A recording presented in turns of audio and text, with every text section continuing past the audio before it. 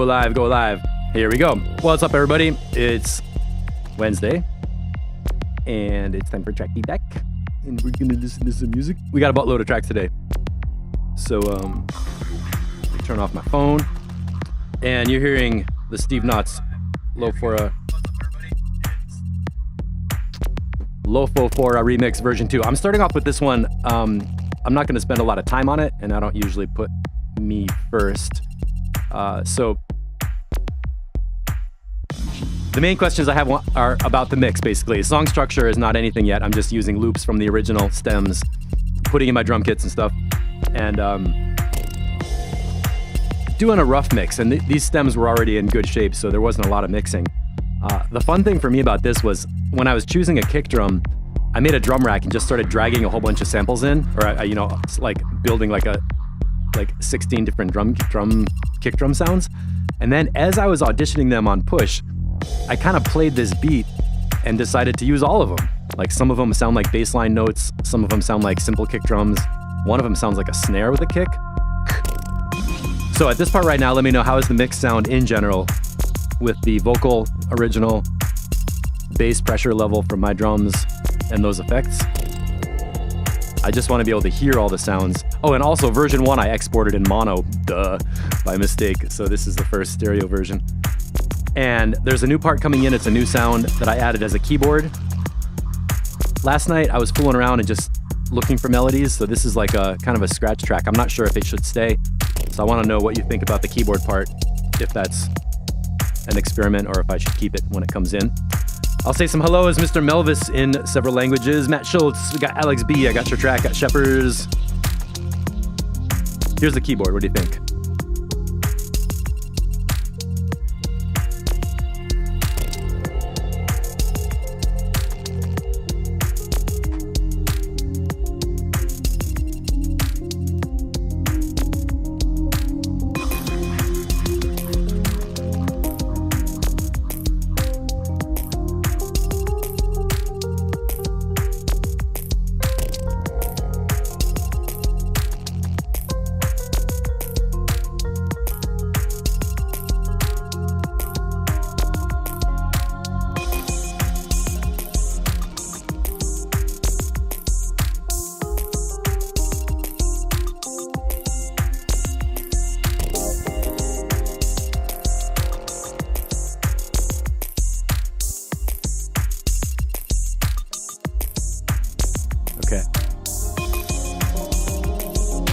There's a filter moving on that keyboard. Part of it was way too quiet.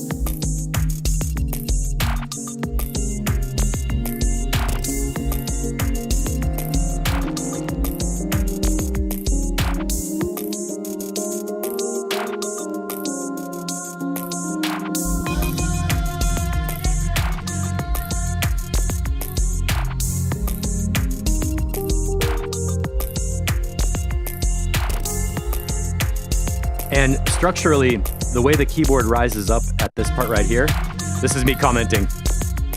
I like how the keyboard ends with an upward glide right here, but I think that should happen earlier.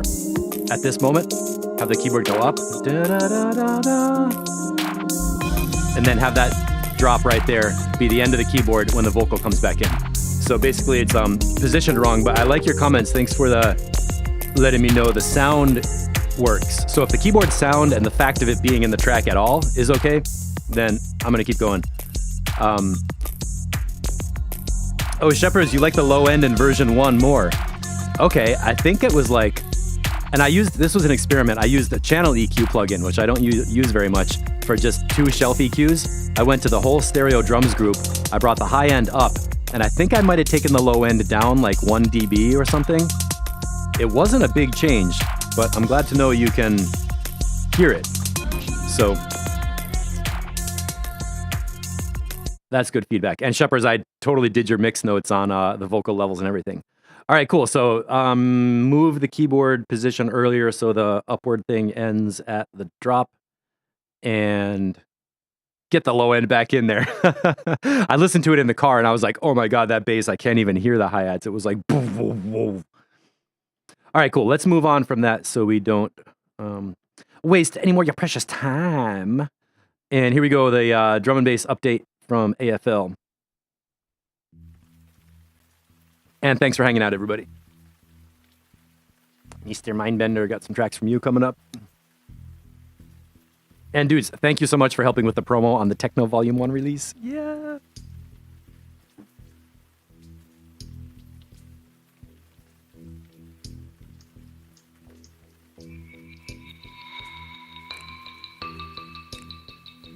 Okay. Let's check the transition out of the slow beats into the breaks. I think we got some ear candy in here.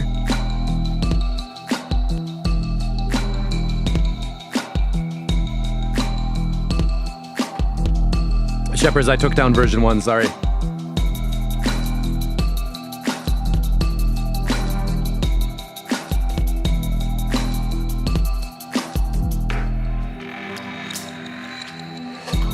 Okay, that works. That was a little transition sound to get us into the faster beats.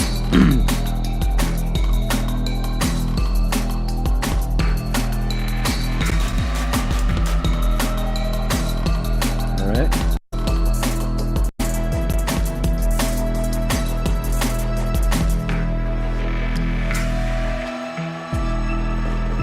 And into the deep part.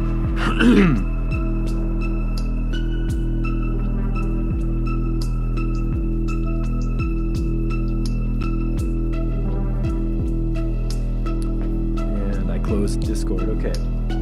Get my Discord up over here to check changelog. Let's get through. John did a lot of progress on this one to get the form in place and then get the mix in place, so I think we're in the done range pretty close now.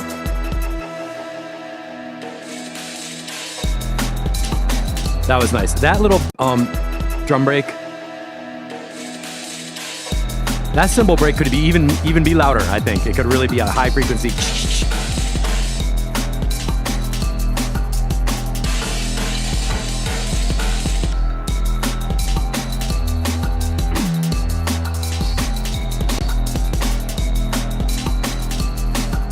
Yes, and yeah, totally. Now we're in the solid part of the beat. I like those double kick drums in the middle of that break too. You cannot get too detailed with drum and bass breaks, that's for sure.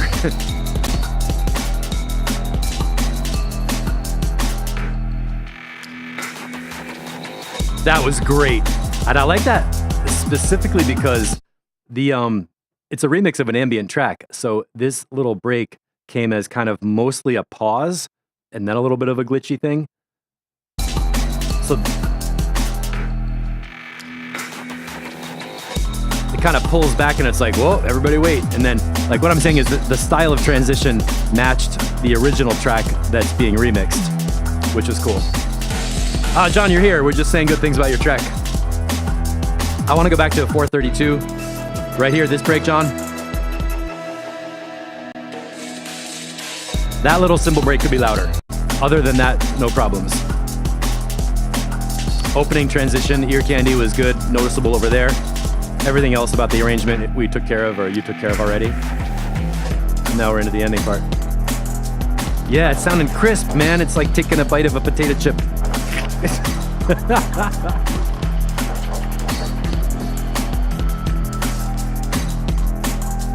And the mix levels are nice. Everything sounds good. You can hear all the parts.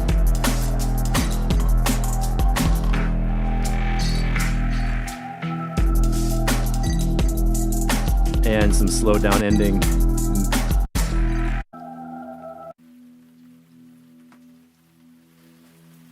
And the very, very ending.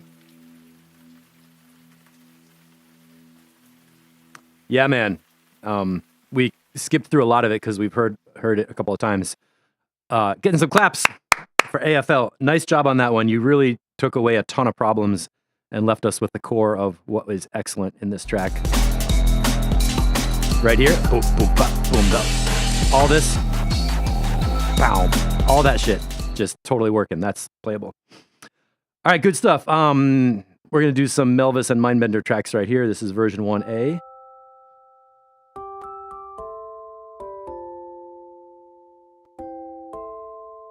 And now for something completely different.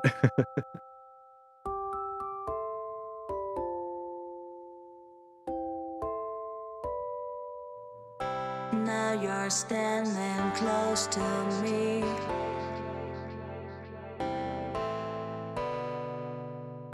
I feel your body shiver. Yeah, I think the panning is a little too wide. I like the motion, but the full width is a little too far. If you could have the pan variations go in like a narrower range, so it's like pulsing, not like totally back and forth. Because it happens, and I want to address this actually. There's not much else. It's just the voice and the keyboard thing. And right there at 26 and 25 seconds, the only sound is the one that's panning pretty extreme. So I would bring the pan range closer to the center so it's doing the same motion but in a smaller thing instead of like a really wide thing. It's not that I can set you free. Hey. Don't wanna cry a river.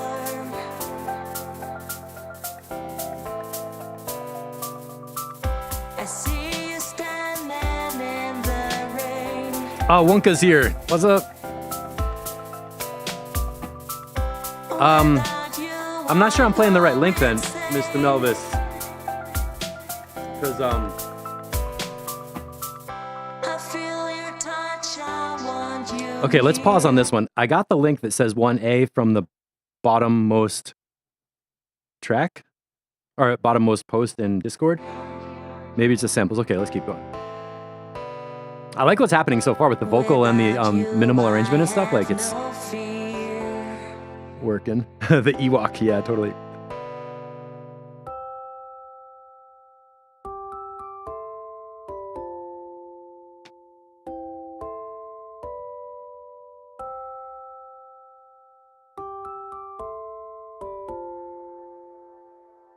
No fear. That was very super dramatic.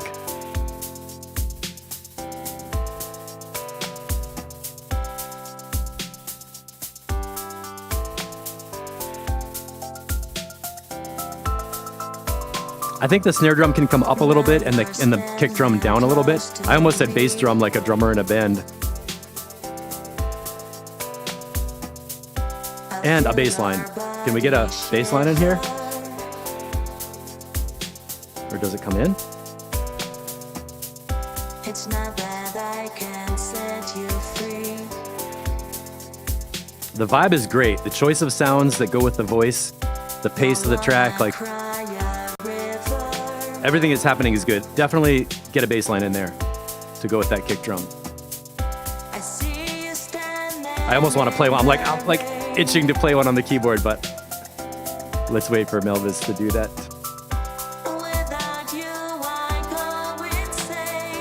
So how did you build this? Which part did you do first? If you could answer in the chat. Yeah, the simplicity is great. Without you, I have no fear. And it's a nice message. Okay, bass was next step. Good. I want to hear what you're going to do with the bass end. I'm thinking a tone, like a darker tone with less of the high frequencies. Not like the metallic pluck of a bass guitar, but like a finger pluck kind of thing. Like a soft, round kind of bass tone would fit with the melody instrument that's in here already. Which touches on the topic of EQing. If you can choose your sounds and think about what frequency range they're going to fill, it makes sound design a lot easier because you have a kind of a target bandwidth frequency band. Like for this bass, I'd say below 500, below 400 hertz. Not super sub, but just like that body mid-range tone. And I think it should end with the keyboard, not end with the drums. Right here, cut the drums out and do the keyboard melody again. So I don't have to sing it. Melvis does music tracks first, then vocals. All right. Yeah, I want to hear a bass line on that. That's going to be super cool. And that's even remixable. This part right here could use some type of light transition sound to sweep up with this like some kind of a bridge to get from the solo melody and the voice into the beat. Like some light sweep type sound. And see if you can get creative and come up with some kind of transition sound in that spot. That'll be really cool. And I especially like how empty it is. Like, we've heard a lot of your tracks where there's like drums cruising all the way through and guitars blazing on top. And then here's this where it's like lullaby vibe, like just pure emptiness. And a simple kind of childlike melody, but it's deep at the same time. I dig it. And I hate to rush through tracks. Okay, got some feedback. Good. So there's a couple good notes. Mostly get that bass line in there, bring the snare drum up a little bit. And let's see what's next.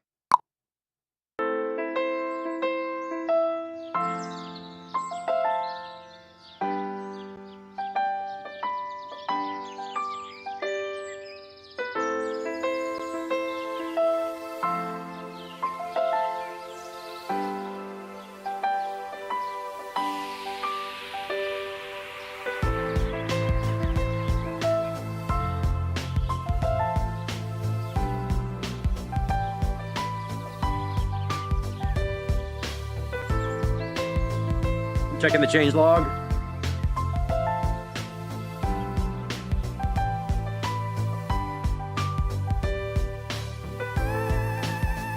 That lead.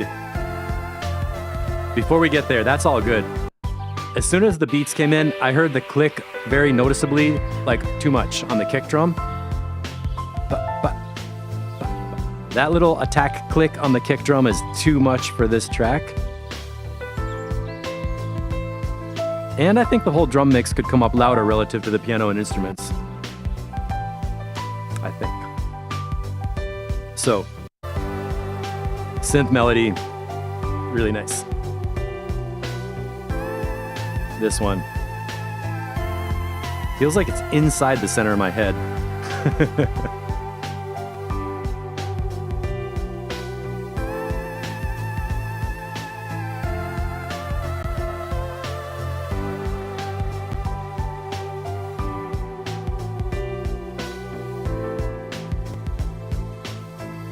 It's a great mix of the instruments. Feels natural and comfortable to listen to. You can hear them all.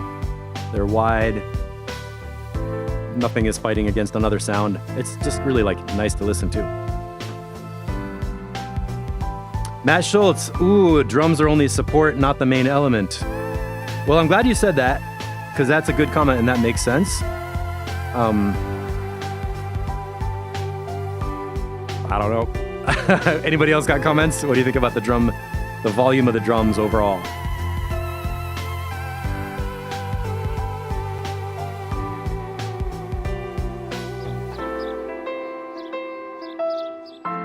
And some birds. Shepherd's click is okay, all right.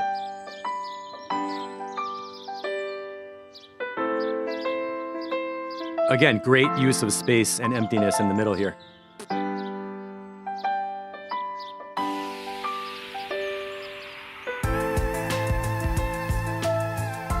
Okay, now the drums are going faster and it's more supportive.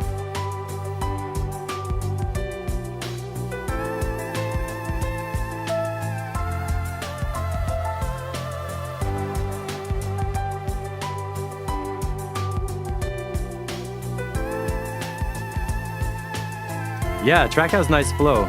Let's get.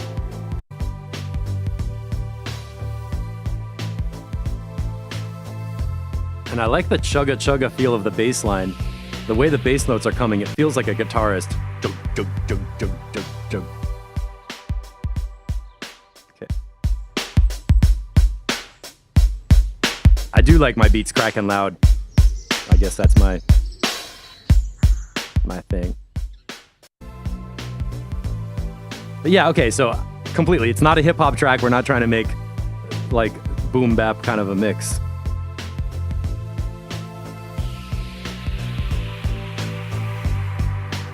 I am going to say the click on the front of the kick drum, I do think is too bright. I would use a high shelf down to like 2000 hertz and drop it a couple of dB.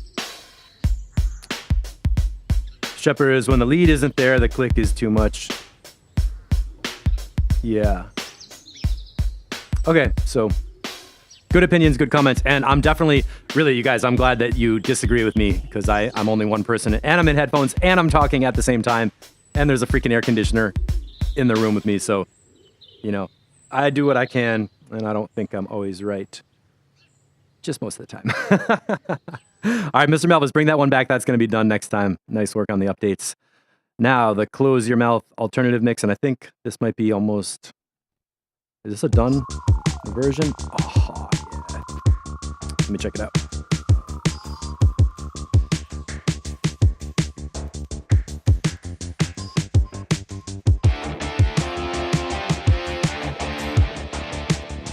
Okay, crunchier beat, better balance with vocals and guitars. I think the guitars were like a lot louder than we wanted last time.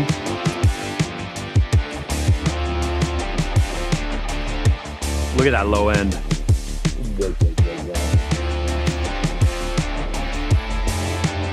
And this, I guess, this is like a better example of my mix picture of drums, where it is like the drums are where it's at, you know? But okay.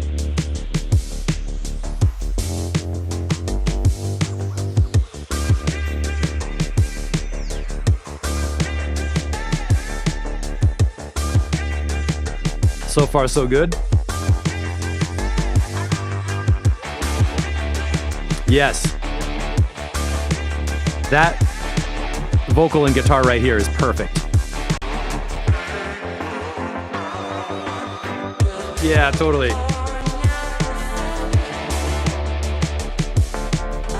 It's making all my ice cubes melt already. I like those little background kind of the distortion vocal right there. That's good.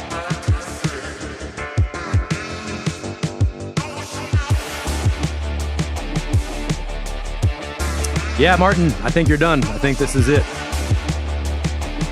303 up a little bit louder. Of course, surprise, surprise, the 303 got louder. Definitely right here. Yeah, man.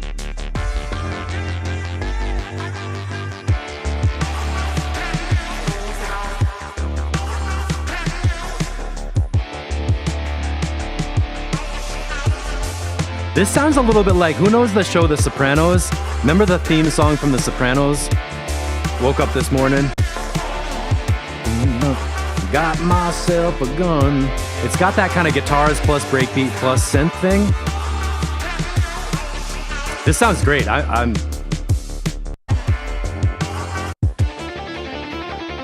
Oh, yeah. Nice, nice, nice. Everything, I got no advice. I think we're done.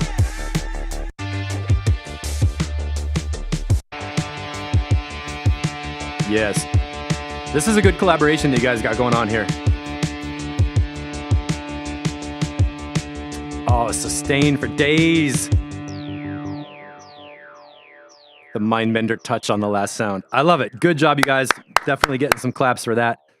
And you got some people ready to buy that track. Okay, we get it right. Another final for review, I think. Hello. There we go. Check my changelog on here.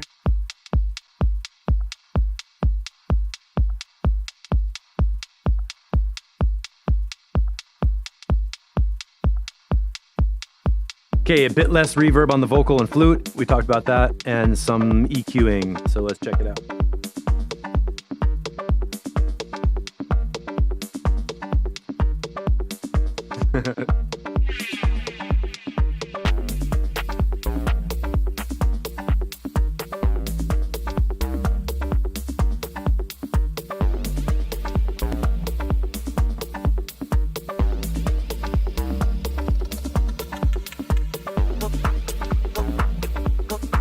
I like that hiccup.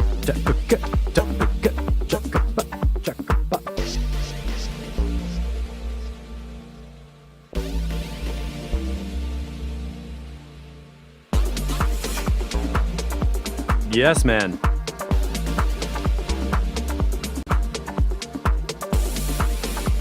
You could take this with you right into a deep house, minimal, like, late night vibe.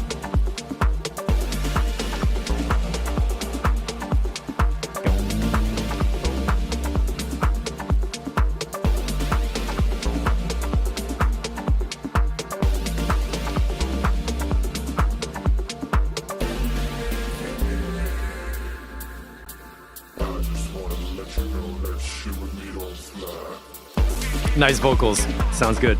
So far, I got no advice.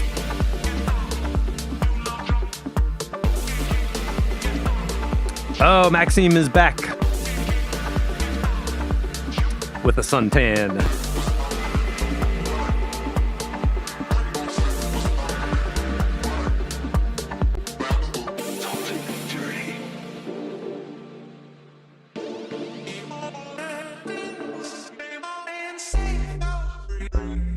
Sounds cool.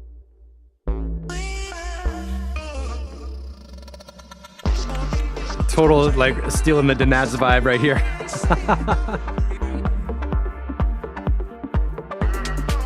Oh my god, those hi-hats are so good. Did you hear how those came in? There was a little click before, and they kind of came in late.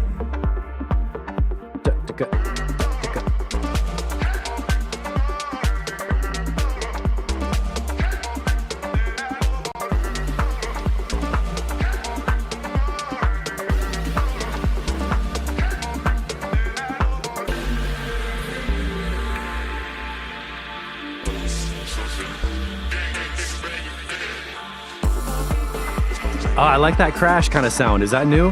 It was like a little, like, air. Perfect. Not like I'm a crash cymbal, but just a little thing of like something happening at that moment in the high frequency range. I think this one's done. I'm not...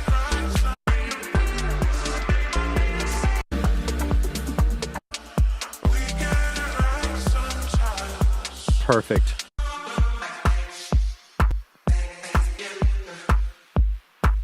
I like how it has a deep vibe and also some chopped up weirdness that's like a little bit more aggressive. So it's not like a super ambient track. It's like, oh, dot, dot, dot. Yep. Got a lot of tracks getting done right now. That's great. So that one I think is going to get the done vote. AFL, you know what we're going to do is, let's see. We got a bunch of people in Tracks Canada. I don't know if Scott's here. We got Ian. Is Ben here? Alex B is here. And we did, okay. I want to give everybody useful comments, and I also want to do all these tracks today, so I'm just sort of getting an idea of how to do this. Oh, Scott is here. Cool. All right.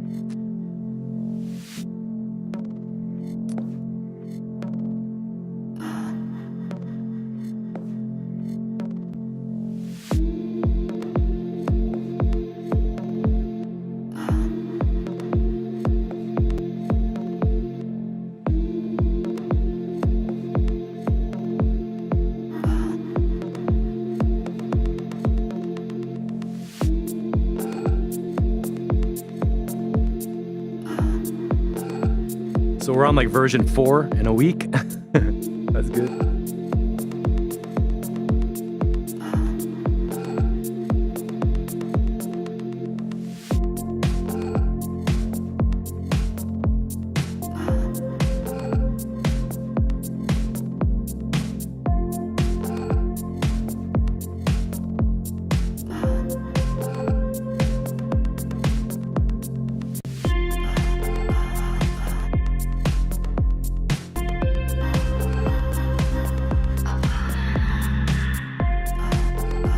Nice low end mix.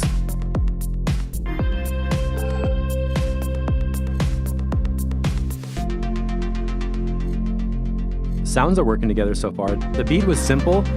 I'm hoping we're gonna get, I forget if more drums come in, like more layers.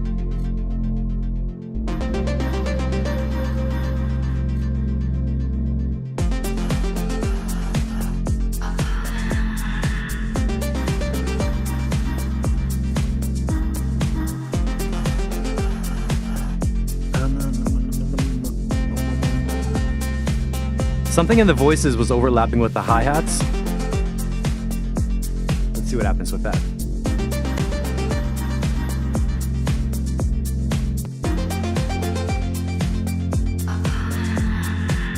Yeah, there's like a kind of metallic sheen on the vocals that are a little bit in the same space as the hi-hats. I might take some of the high frequency down on that vocal effect thing.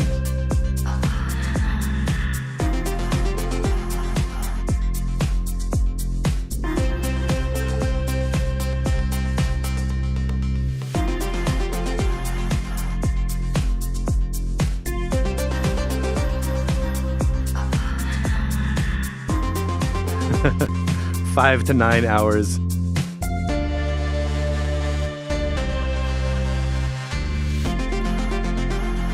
Yeah, Shepherds, maybe some boomy range of the lows. Ooh.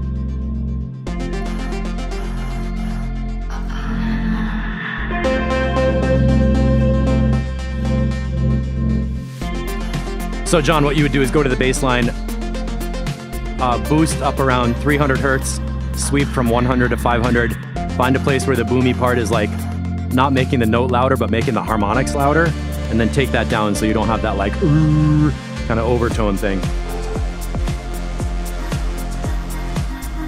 And that will pull up the kick drum to make it sound better too.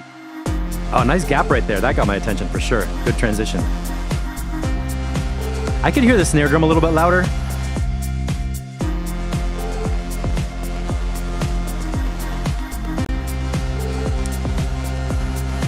Yeah.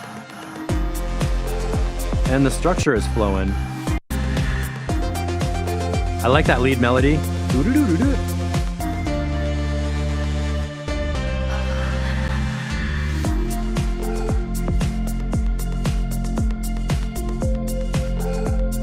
So a little bit of bassline EQ and some vocal sample EQ to make space for the hi-hats. So we're talking about basically sharing frequency ranges, taking the sounds you have and cutting out little parts of them to make space for the other sounds that are nearby. So in the bassline, we're making a little more space for the kick and taking out some of the upper part of the bass, or you know what I was saying, around 200-300 hertz. And maybe boost. What do you guys think about the snare? Does anybody think the snare could use more? That's debatable.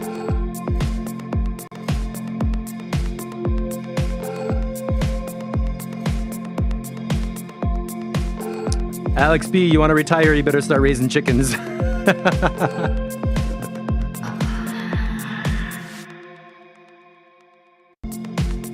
Let's look at that vocal.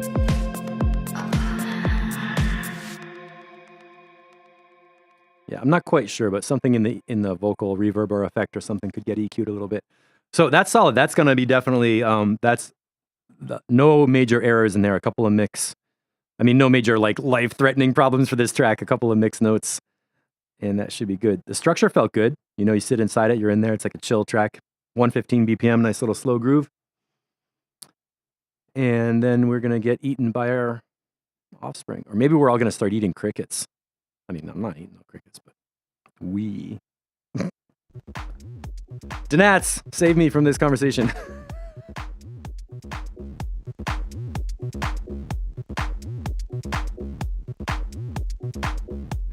Mindbender, good comment. Strip things down at the end. Find some instruments to mute. Every 4 bars, mute another one, something like that. Make a little ramp down.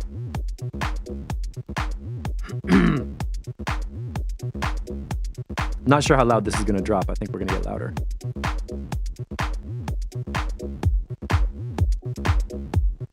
There's the other kick drum. Alex, did I skip your track? No.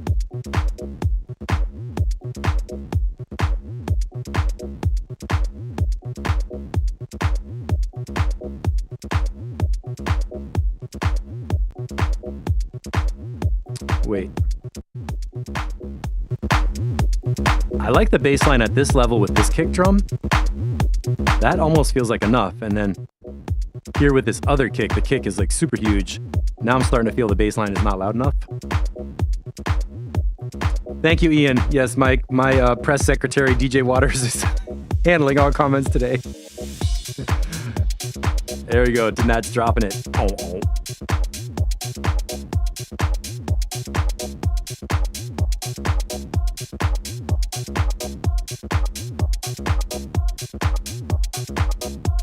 Vocal chop could be louder, and I think that bass line buzz, the high part of the bass, could be louder and buzzier and nastier because it sounds good and I like it.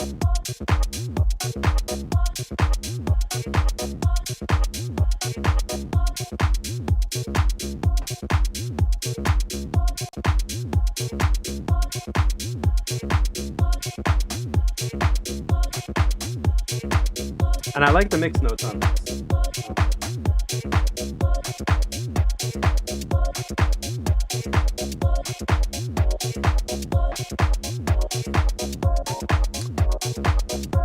And he said he was trying to strip down the arrangement. I think the kick drum could come down a little bit. Good transition. 303 more resonance. Yeah, that bass line part. Right here, this part. Get that nice and like cranking loud. I'm gonna take the low shelf down a bit. Crank everybody up.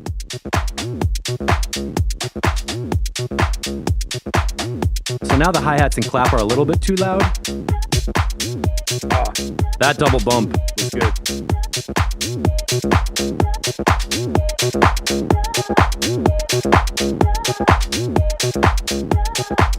So I got a little mid-range boost, a little low shelf cut for an idea of what this mix like could use. And then here we are back to flat, and it got a little muffled, like the mid-range instruments and stuff are just not as bright and big. But the vibe is like the vibe, so we're good.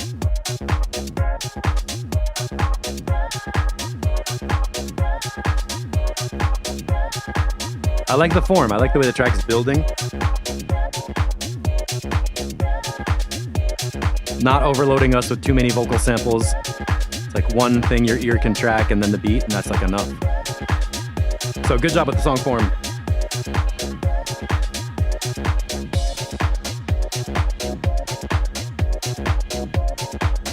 That's the Donats thing.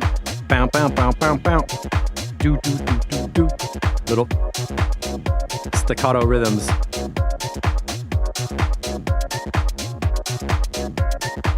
Bow, bow, bow, bow, bow.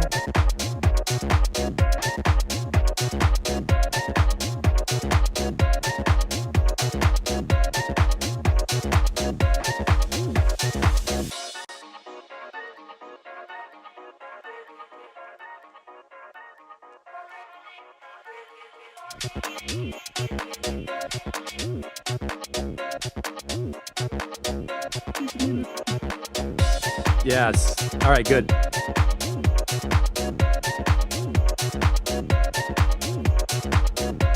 That high sound, it's a nice addition.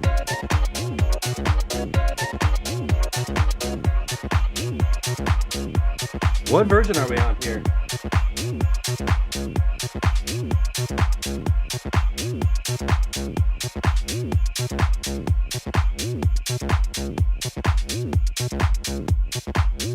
I think one more mix and this is going to be ready. Kick drum down a little bit, bass line up. Yeah, Morton, I agree. Track is going to be rolling. Hi-hats are great. Lows need more groove. So little tweak with the kick drum and bass line arrangement. Perfect. Riser, crash, new sound comes in. I want to play it again. Listen to this event right here. We're in a groove, right? Riser, crash, and a new sound enters at this last part of the track to take us out to the mix out. Yep, Matt Schultz, I agree. A couple mix notes. Not too busy, nice arrangement, nice sounds. Typical Donats in the flow. So what do you guys think? I want to ask a question about the house compilation release. Once a month is going to be too fast for right now. We got techno coming out June 24th. What do you think about August? So we take like 2 months and have the house compilation get released in the month of August. Let me have some comments on that, because I would like to make sure we build on the techno release and keep promoting like what's coming next. And in case anybody missed this discussion last time, let me get some background music. I was talking with Scott Burke about marketing and promo and everything, and the strength of what we're doing with Mixotexture Records really comes from track feedback and all of you and all of us as a crew helping each other make tracks, doing updates, doing this together production thing. And what I'm looking forward to in the future is promoting a release and showing what goes into the tracks, so we can take something off the techno record and say, look, here's the back end, here's the effects units in here. This is what went into making the track. And we can have an interview with one of the artists, hear about their production process, like Mindbender talking about compression strategies, and then show one of the tracks and actually see where the compressors are in that Ableton project, and have like a live stream that's kind of a workshop on technique, but it's also promotion for the releases we're doing. And I think that'll be a really nice draw to show people on Instagram and everything like, hey, wow, it's not just a record label sticking music in your face. It's like teaching people, sharing ideas, spreading inspiration, drawing from the community, and ending up with really cool tracks that people can download and play in live sets. So if we're doing releases maybe like every 6 weeks or 8 weeks, that would give us time to lead up to the next one, show what's going into it, share the process of making the release, not just the graphics, but the actual music. And also have like, on June 24th, we don't stop promo for techno. We still have promo that continues, says, hey, the new release is out. Hey, here's what's inside of it. So that's like the overall concept. And the main message I want you to take away with is that the strength of our record label is the track feedback community and this collective of artists. So I don't even really think about us as like, I'm the teacher and you guys are students. Like we went past that a long time ago. Now it's like we're a collective of creative people from around, all these different places who are sharing our techniques as an overall promo strategy. DJ Waters, you need each compilation to land and get established. Okay, how does that relate to a time frame? Does that mean we need more time for each compilation to land and get established? DJ Water, okay, can't flood the market. Do a release every quarter. Melvis, August is fine. Yeah, I'm definitely feeling that we don't want to flood things. So like a 2-month cycle might be about right because we're just getting started. On the other hand, I want to get enough releases on Bandcamp that we can get registered on Labelworks and get into Beatport and Spotify and Apple Music and all that. So it's a balance of the timing. Thanks for having this conversational pause with Donats in the background. Not to say he's a background music DJ because he's not. So let's rock some Alex B. Oh, Matt Schultz. Okay, so we got different styles and different audiences. It's not a big deal to flood the market every 2 months. Okay, we'll keep this conversation going in Discord. And now, Alex B. Oh my God. It's already getting a yes right away. Dig it.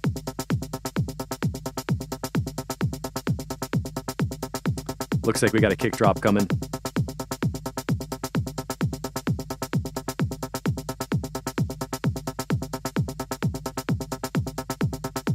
Good, bring us the rough mixes. Those are easy to comment on. It's easy to give you tips. It's freaking hard to give Mindbender tips because he's like, done.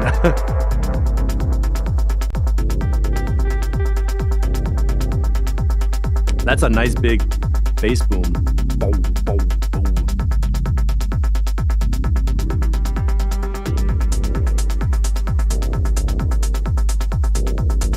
Energy's awesome already. The boom, boom, that sound is gonna need some space apart from the bass drone because you have two elements in the lows that are really big. So that big low deep kick, if I would EQ some notches down, so where the part where you have whoa, whoa, have that sound, really try to get those separated, the whoa, whoa. That pulse doesn't have to have sub bass frequencies. And the kick drone doesn't need all of its low mid-range.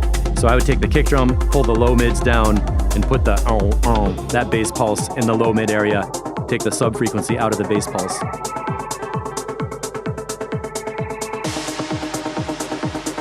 A little bit too loud with this new sound.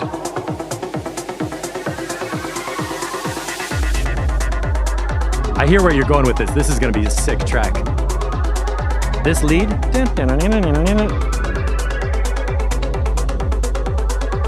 I would get some more compression on that to keep it within the same dynamic range so that as the filters are moving, it doesn't feel like it's getting too loud.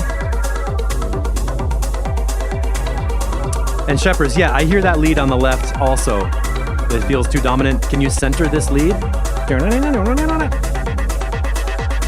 Because it's in the upper mid or the mid-range area where it feels like a dominant sound, so it feels like it needs to be in the center. Harmonically interesting.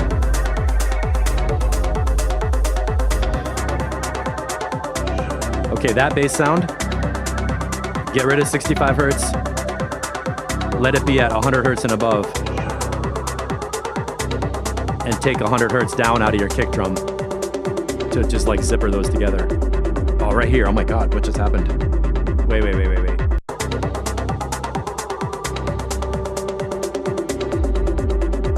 Right here.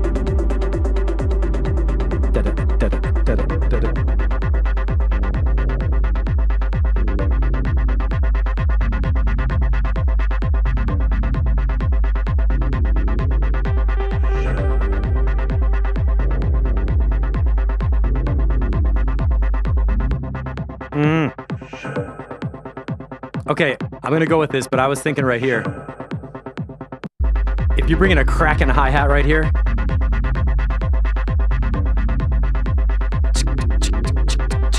and build it up with like a sick, bright hi-hat, you could totally take people into a deep section right here. But let's see where the breakdown goes.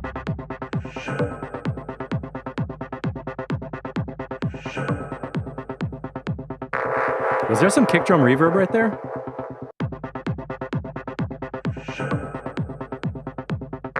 If there's reverb on the kick, we might want to lose that to make space for the bass womb thing. Or maybe take the kick drum tail a little bit shorter.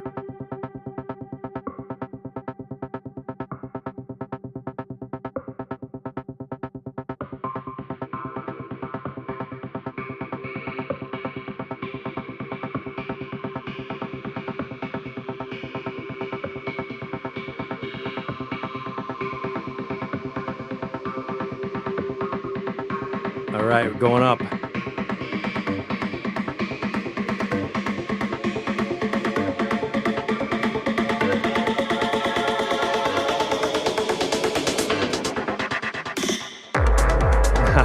That was good. That works. And there's that hi-hat.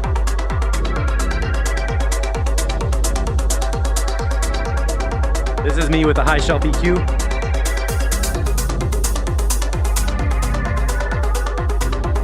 And I like this. I don't know if I would call it detuning or harmonic, like, it's interesting. A little bit resonant around 1K, from like 900 up to like 1500. Some of that lead could get EQ'd a little bit down right there.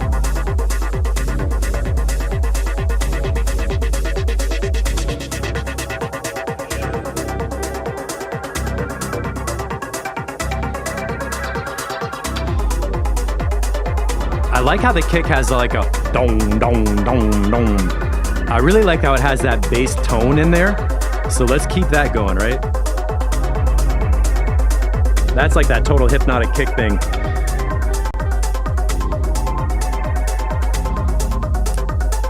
And get the kick and that bass womb blended together.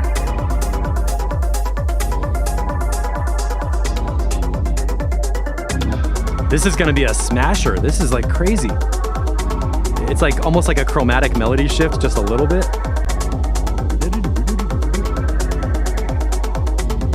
Yeah, so center that arpeggiator sound from the left to the center.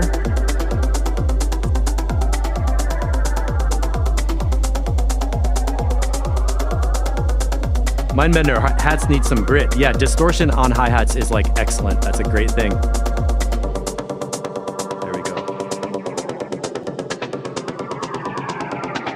More low end than you need in this sound.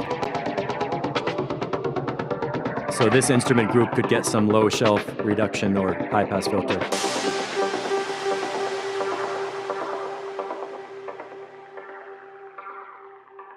All right, there's some great moments in here. I have to say this part right here, if you're only at 6 minutes, this part I really think, you know, we've got low end, we got hi-hats, we got stuff, right? And here's a hi-hat section coming in here. So when the kick drum comes back,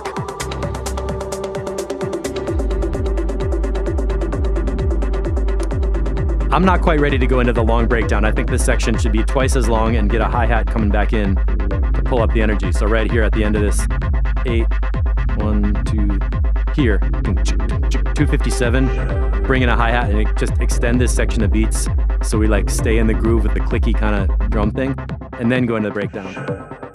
Because this break just came a little too soon for me.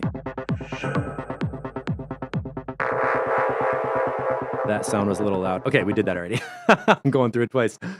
How interesting. That is a nasty track, and it's super creative with the melodic shifting. You're kind of like, it's kind of keeping you off center harmonically. It's sort of like a chase scene. Like first you're over here, oh, then we're over here. And it's kind of surprising harmonically, and it all works, and it has a super good rhythmic anchor. So I hope that's not too many mix notes, and that's pretty good for a version rough mix, version 1. So let's see if we can get a version 2 on Saturday and follow it up with some of the chips. Oh, yeah.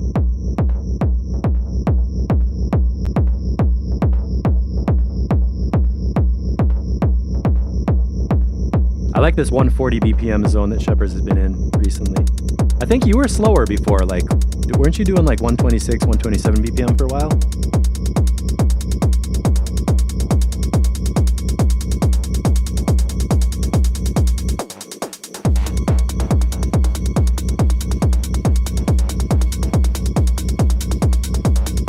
Hi-hats sound great.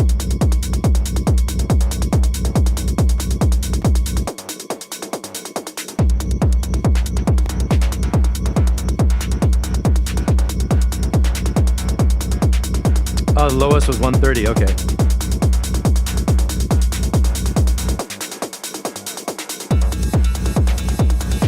Yeah, man. I'm glad that high frequency melody went away. It sounded like a horror movie soundtrack. It's like, I didn't want that to continue the whole time.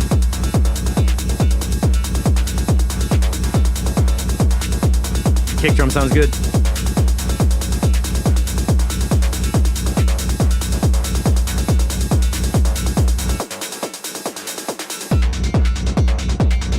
Yeah. Constantly changing, always the same. Taoist techno. Jeff Mills vibes, that's nice, yeah.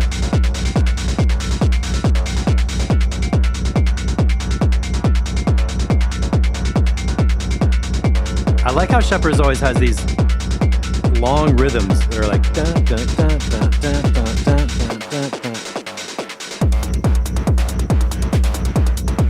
Yeah, man. Version 1, all right. Already playable.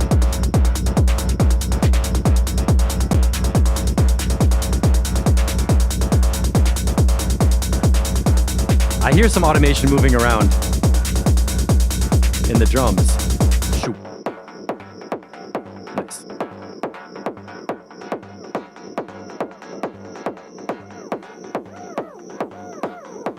What is that sound?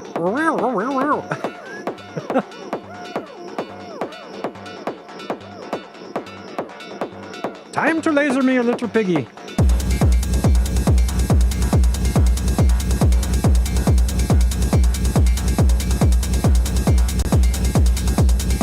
Yeah, that little sound in the middle was super cool.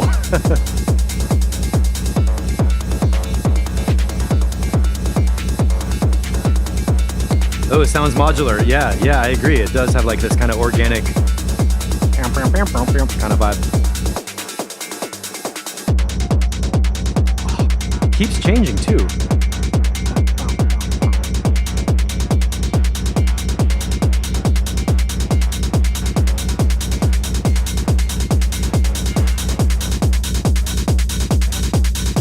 Here. Somehow you're ramping up the volume of something and then giving us a dropout. It's really effective.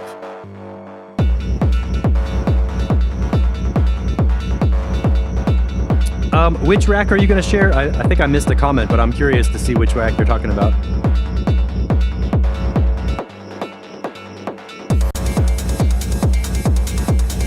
Yeah, man.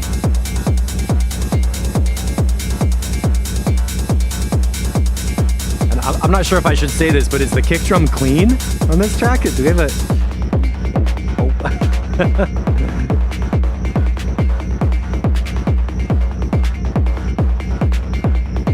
Nice snare taps in there. This sound. Oh my God, is that the same sound as this one? Yeah. The way that sound entered right here.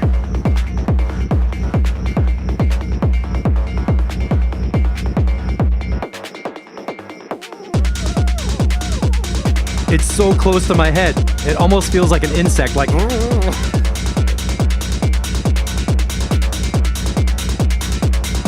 Can we have more of that sound? Why did it go away?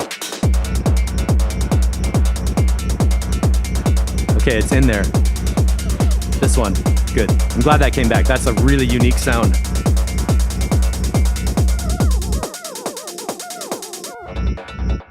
Oh, you tricked me. I was waiting for a kick drum to come back.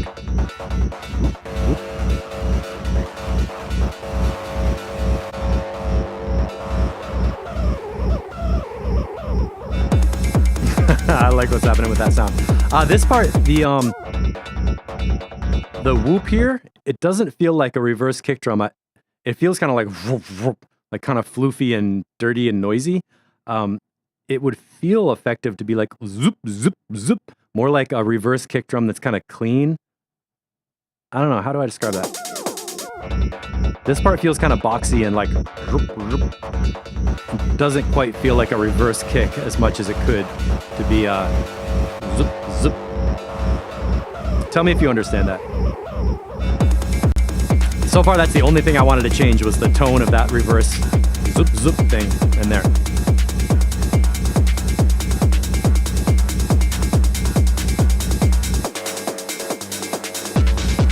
Oh my God, amazing, right? Percussion layers are great, low end is cool, mid-range instruments, so interesting. Programming over the song structure is doing lots of cool stuff. And it's constantly changing. People are gonna like this, man. This is like, wow.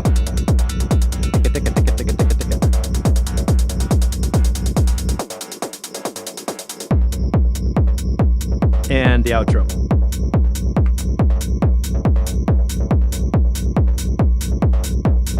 Oh, a drunk mosquito on LSD. Well, you know, that's what that sounds like.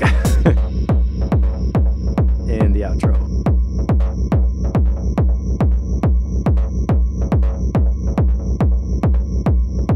Nice track and great mix for a version 1. I want to hear this one more time.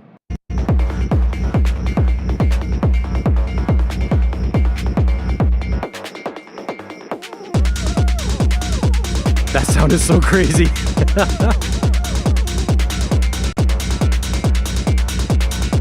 Feedback cranked up by the Waves Berserk Distortion plugin. Okay.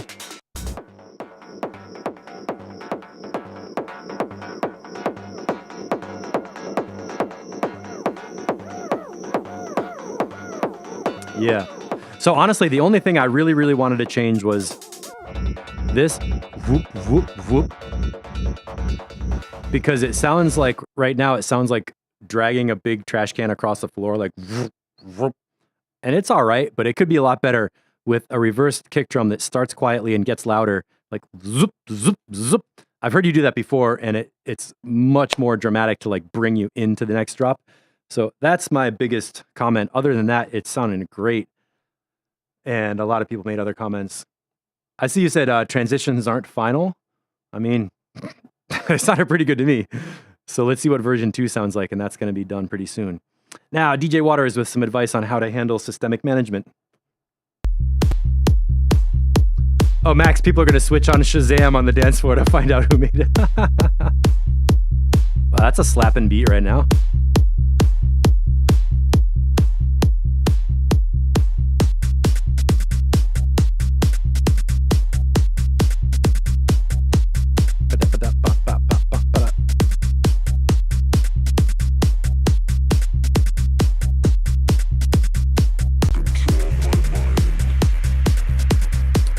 Got the DJ Waters vocal messages in there.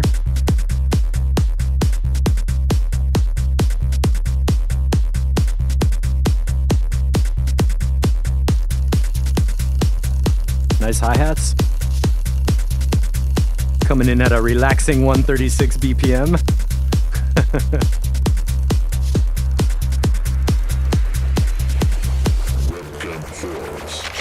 Perfect transition sound.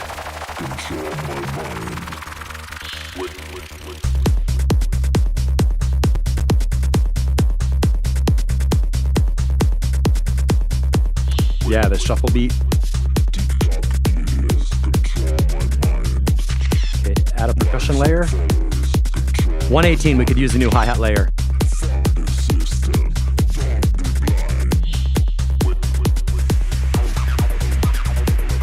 Yeah, the one that came in at 128, if you could bring in that hi-hat layer a little sooner so we don't have to wait for it.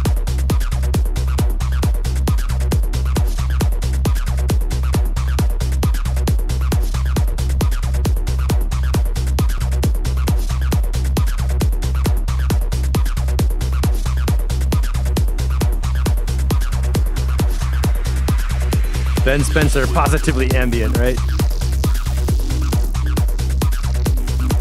I think the acid line could come up a little bit louder too.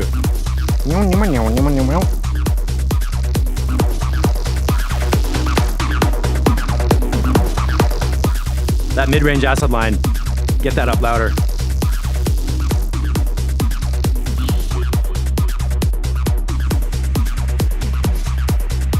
Topic, over-worrying of social media for popularity.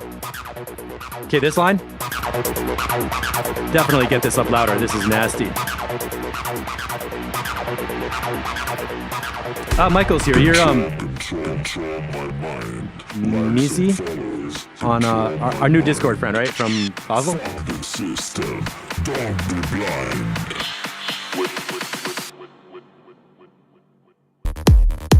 Yes, man. There we go. Okay, let me go back through this with the, now I'm not touching the broadcast output level. Control my mind. Likes and follows. Control my mind. Fuck the system.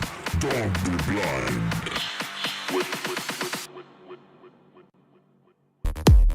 Nice. I like that. I like how that went. Control my mind. Max, that's exactly it. The way Shepherds was changing drums like almost every 8 bars. DJ Waters, this track should have a lot of changes of hi-hat pattern and variations. Just start one, stop one, bring the other one back, alternate. It doesn't have to be a lot of sounds like layering all on top, but take out one, put in a different one, just keep it switching. I think that's all it's gonna need. Variations in the drums, louder acid bass line. Can you tell us about your kick drum production here? Is that one layer, a couple layers, or what did you do with the kick and bass line? Because they sound really good. And it feels like there's a very like good compression on there. The kick feels like it's like pop, pop. Nice sound effects. I like how you did not overdo it with the vocals. Like we get the message and they're in there a lot, but it's not like all the time.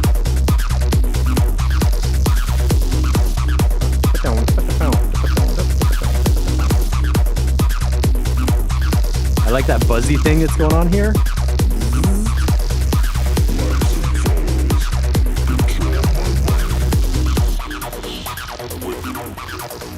Yeah, right here. Good, good, good. This is from last night. Damn, man. Your version 1s are sounding good.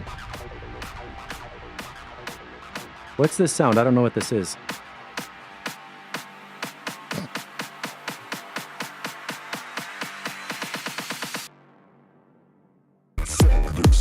Okay, that snare drum rush needs to get... It's okay to start here, but ramp it up louder and louder and louder. So we really get... like... So the snare drum rush gets like crazy loud as it's getting faster.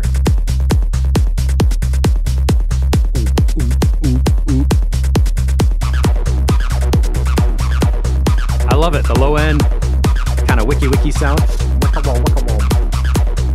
Okay.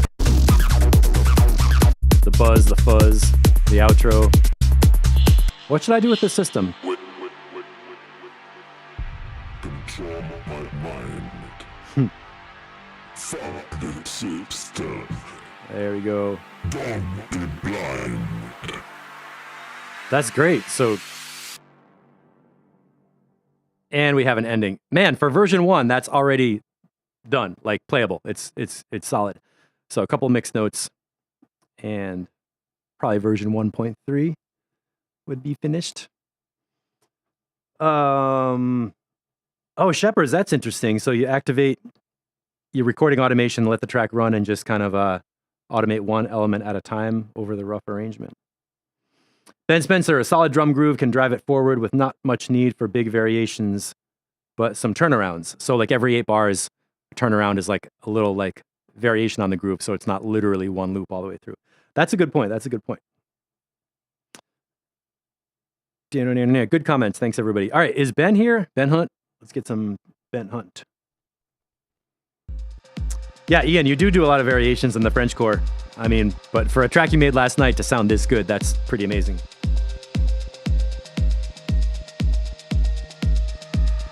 version 2. Let me check our changelog on Ben here.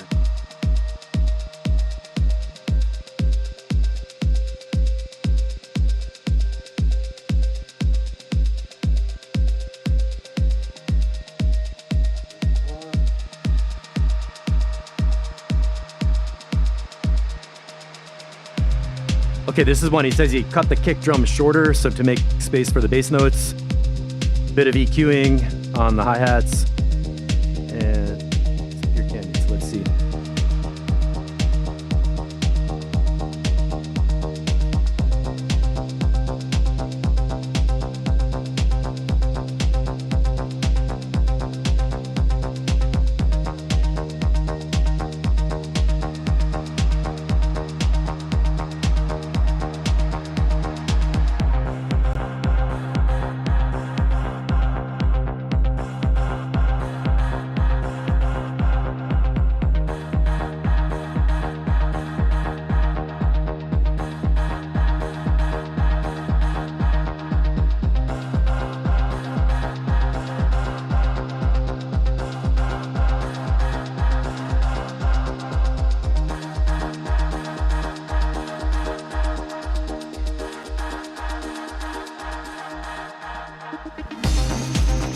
I like how that melody line entered.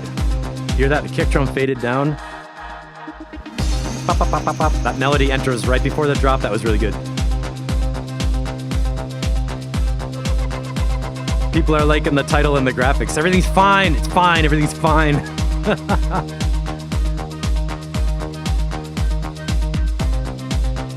I do think the kick and the bass are improved in this version. There's a washy reverb on, I think on the hi-hats. It's like, might be.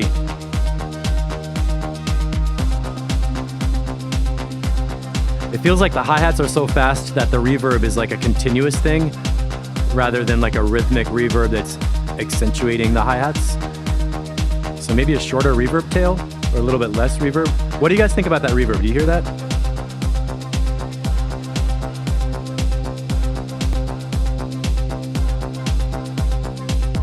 The roof. By the way, there was a fire across the street from my house last night. I woke up.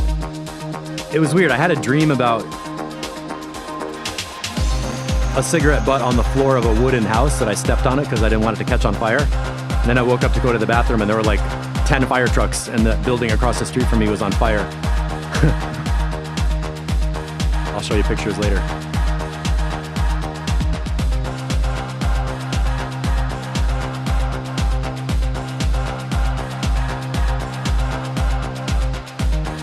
My only comment right now is I'm feeling like the delay and the reverb are kind of too washy on here. It's a lot like swimming around. Hold on.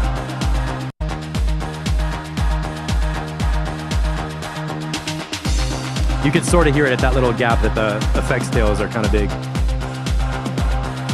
Matt Schultz, good point. Sidechain the reverb to the original source so we get basically more dry sound, less wet reverb.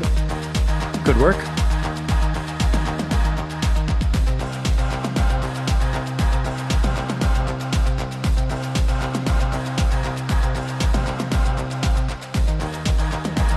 Do we get a build-up in here? Okay, there's a gap. Okay. I was wondering if there was a section where the kick drum drops out for like a 30-second break, but looks like it's not that kind of track, which is okay.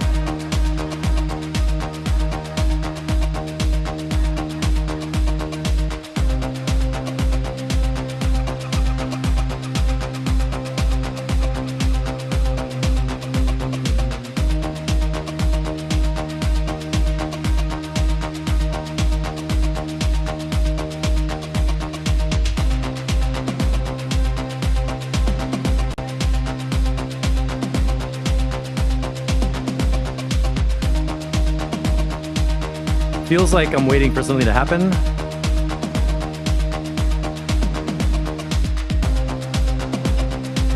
This part seems kind of flat, like that synth is like a long, slow melody note. The main melody thing dropped out. Okay, that's good. That new sound. Wow. Okay, now it feels like it's building down and going to an ending. But after here, right? That part has a lot going on for like, not like melody, but like top sound. So from about 350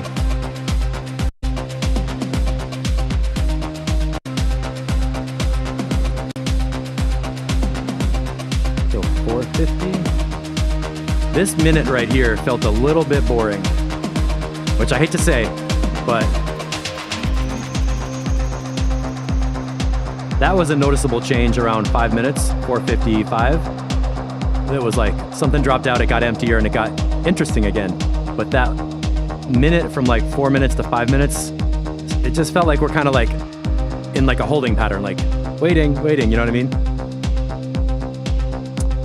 Max, thank you. That is a perfect comment. I don't know how to fix it. You don't fix it by adding a new sound, so that's not going to be the solution. I would say cutting out one of the sounds in that one section and create some variation by removing a percussion sound or a harmonic sound or something. Possibly taking out the kick drum because we didn't really have a place where the kick drum dropped out. Something needs to change in that part. And this is good because right here we can hear a pretty good illustration of the effects.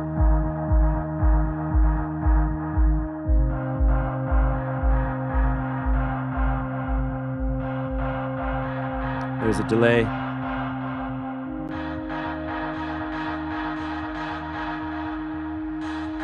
And that effects thing is overall. Oh, Matt, okay, so contrasting opinion, not boring at all. Matt likes the long, vibey stuff. Yeah, long and vibey is definitely good, and we know from Ben's style that he's definitely a vibe producer. He gets into some nice spaces. So this is going to be a cool track to just plug it in, turn it on, get into the groove, and stay with it. Some variation would help, and overall the effects balance, I think, is the biggest thing. Let's see if we could pick that out. Just sounds like too much drum reverb on that hi-hat. Okay, so Ben, that's a couple mixed notes that should be, I think you can get your head around those and make some updates. So back to DJ Waters. Oh, Scott, feeling this track. Awesome. I always like to hear when people are, to see who's grooving with the track and how you're feeling it. Because I hate being critical and being like, oh, your reverb sucks. You know, that's not what I'm here for. I want it to be better.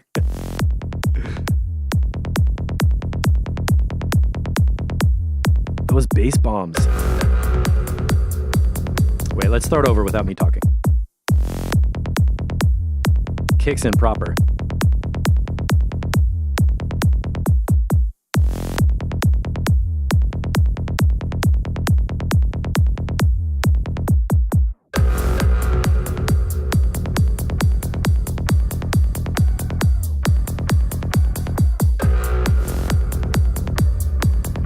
I'm not sure, but I think that impact sound might be a little too loud coming in.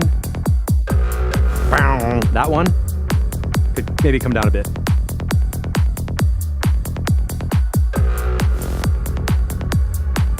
Hand clap could come up a little bit. Oh, thank you. There's some. Yeah, psytrance type bass.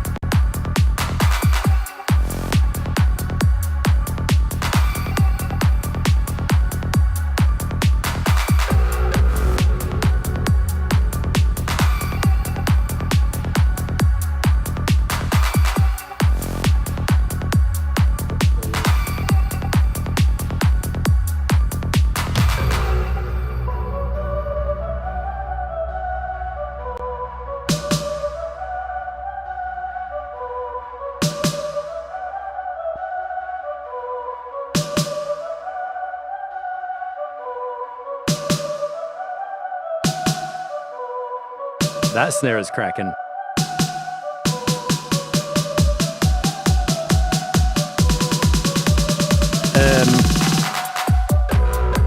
I would keep the kick drum out until 139.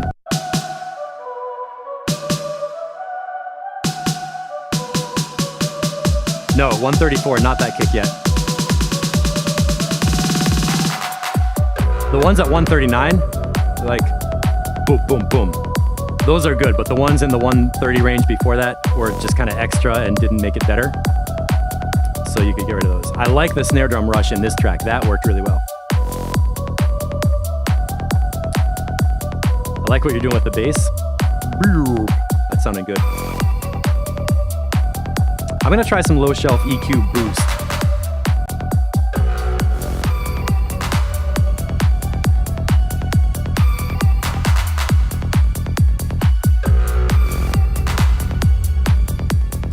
I could use a little more low end. So Scott, the energy did not connect to the drop for you. Was that at that minute, 2 minute thing?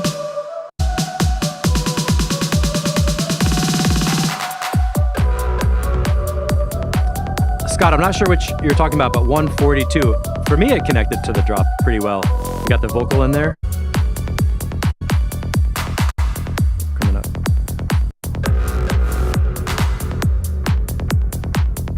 Okay, Scott, that's a good comment. That's kind of related to why I wanted that kick drum gone in the snare rush and only have the kick drum come back right before the drop. I think that would help.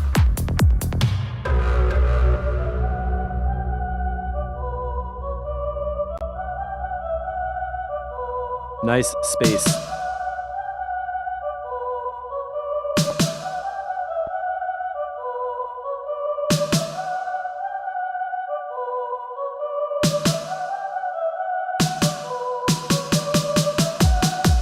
Again, no kicks at 354. Keep the kick out till 4 minutes in that one. It'll be okay.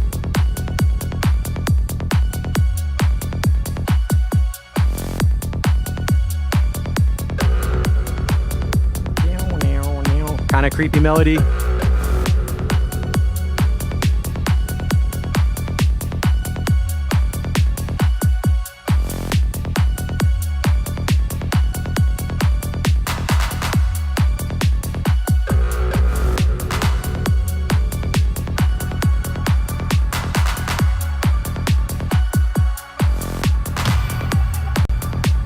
A lot of accent sounds. Oh, Shepherds, here could be a ride, right? Bringing in one of those 909 rides could be.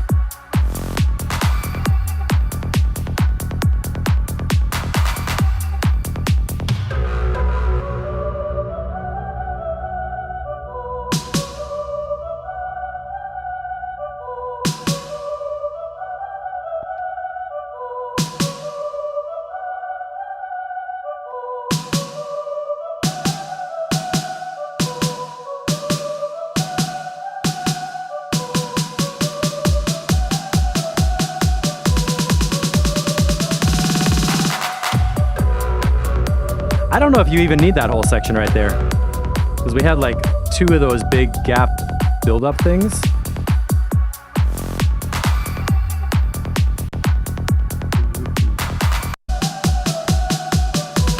Maybe make that one like half as long, so it kind of just has like a dropout, bam, beat back in. Yeah, we don't want to have that become like a you don't want to overdo it with that snare drum build-up thing. And into the outro.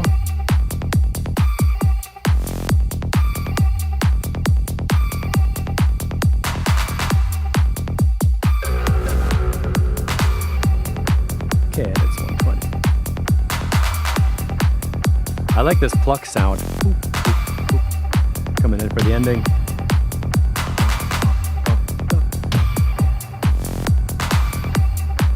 And this mix is pretty solid. Does anybody else think the low end could be a little bigger relative to like all the mid-range sounds? I do.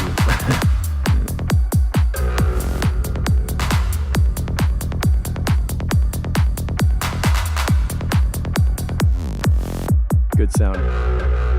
Ah, you cut it off. Okay, a couple mix notes, and let's see what happens with the next version. Overall, that sounded pretty good. And I'm wondering what your output, what your mix set goal is. Is this part of like your Halloween plan for like the horror kind of sounds? Because it feels kind of creepy to me, and the picture looks a little creepy too. And I hope it is, because it seems like it would fit with that style. DJ Waters, nope. Not sure what you're answering. Maybe answering Shepherds. So let's keep moving. All right, Scott, this is done, right? This is a review for finished. Let me check the change log.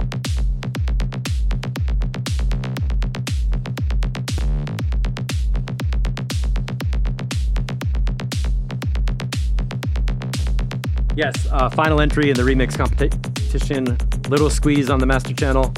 Oh, from Mindbender. All right, good.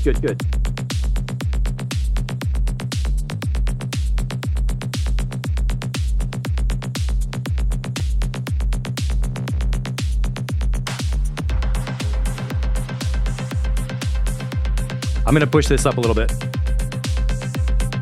on the broadcast level. Mindbender Master, I love it.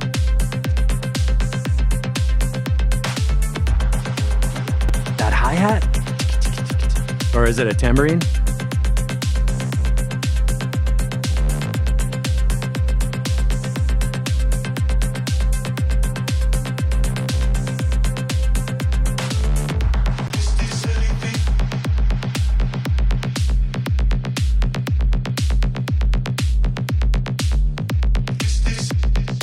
Everything sounds balanced so far.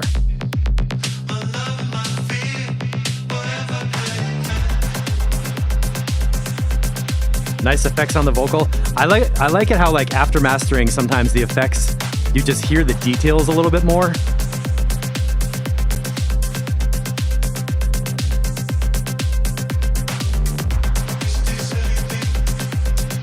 Hi-hats sound amazing, the stereo hi-hats. Let's check mono.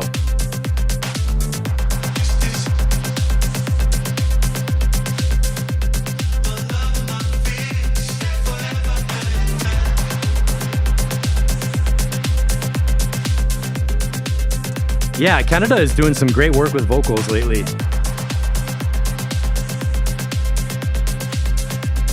And pitch bending.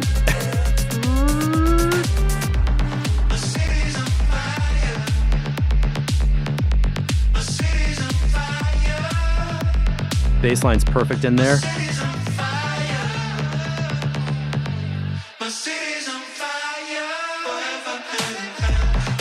Yes.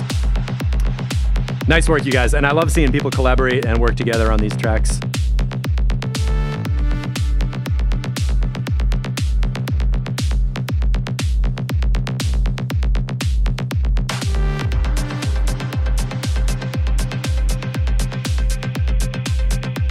Nice and clean right here, too.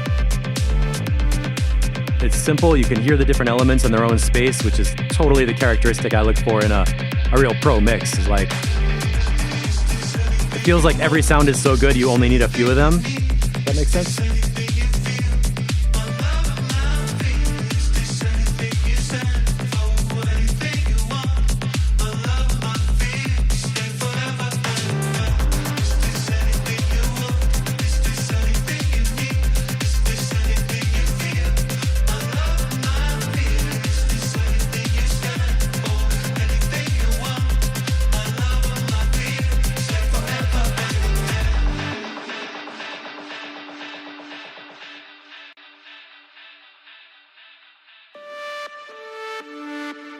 Perfect emptiness.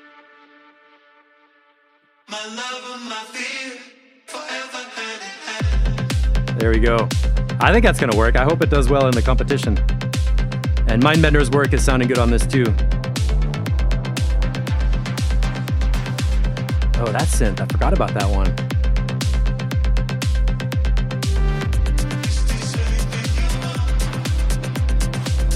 It's great. It's great.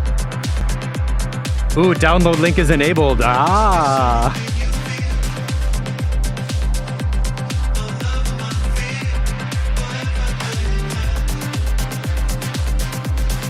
Total Mindbender low end.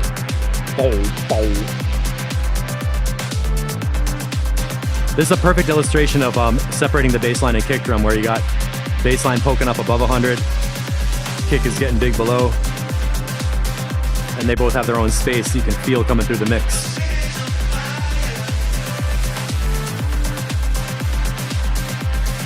Got a little fire theme today.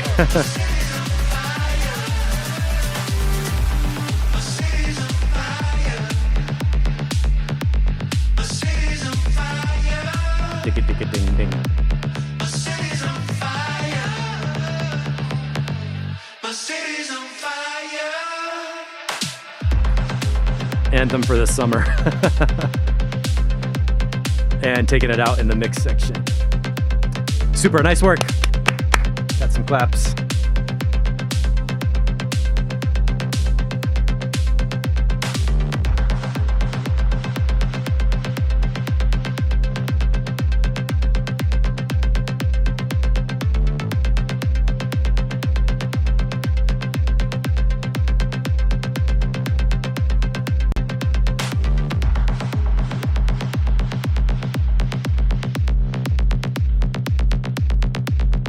Pure bass line and kick drum. Now I'm turning it up.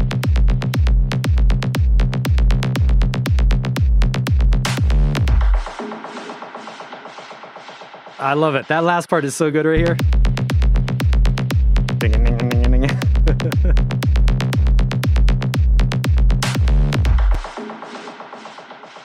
All right, good shit. Nice job, you guys. Clapping in my studio.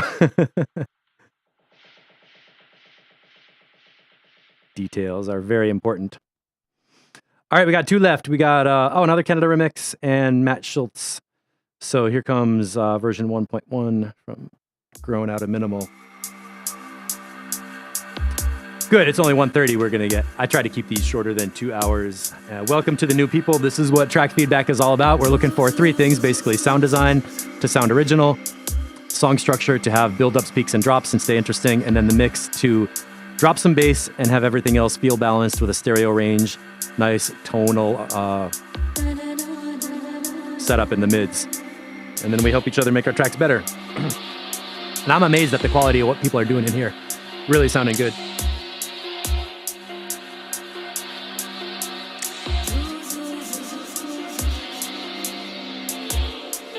I'm gonna check the changelog on this and see what's up.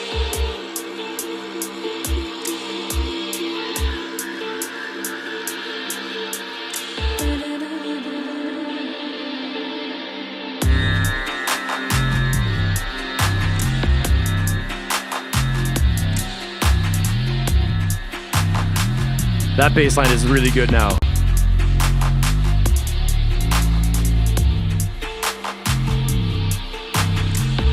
Oh, that's nasty.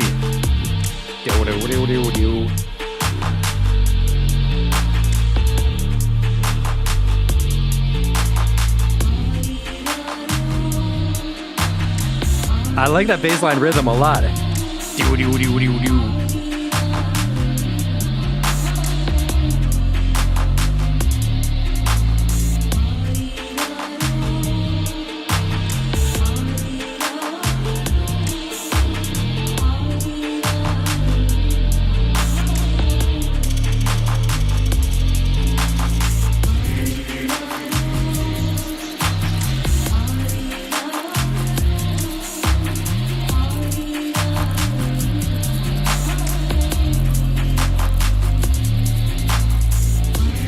Okay, I want to make a recommendation that you don't have to agree with, but what about having a separate bass instrument for the sub notes and the one you're using now for the fast notes?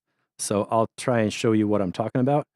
And the reason is the fast notes are nice and loud and I like it, but when they play the long sustained lower notes, it feels like it's a little bit overpowering the kick drum. And I also noticed from dubstep, it's a lot of times the growls are a different bass instrument or a different patch or a different sound, and the sub is like a totally clean sine wave sub, and there's like a bunch of different actual voicings of parts that come together to make a continuous bass, but it's like different things playing it. So let's check this out. This one right here is good. Oh wait, not, okay. This fast one, keep it like this. All that, right? And then here, boom. This one, this long one, make a different sub bass instrument so we're not hearing the same exact tone and same exact sound. And you'll be able to mix the sub notes at a little different volume and sidechain them differently. So there's a lot of really good advantages to having a different drone sub. Oh, do you already have two different instruments on that? Okay, good. Because those glide ones are so cool. I would like those even louder in the buzzy mid-range area.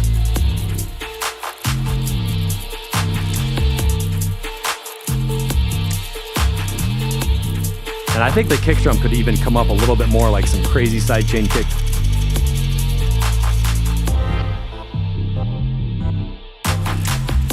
So right here, is the sub playing with the two instruments? Are they like the same exact MIDI notes playing the same parts with two instruments?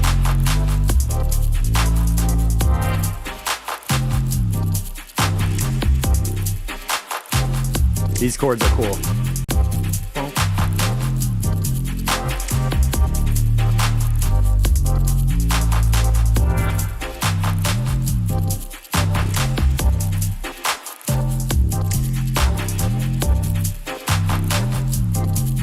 All right, Todd, see you next time. Good job today.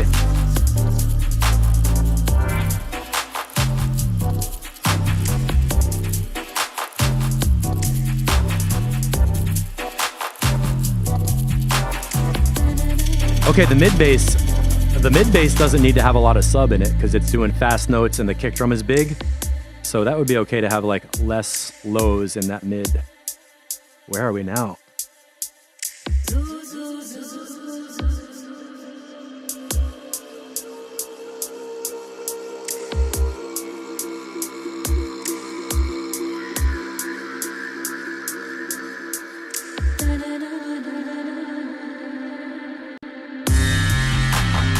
Yes!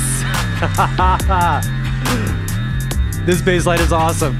And that sitar note.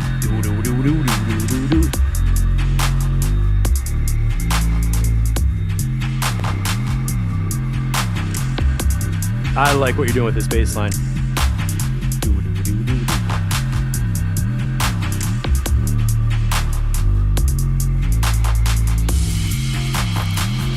It's like a stepper track that goes to double tempo, double time.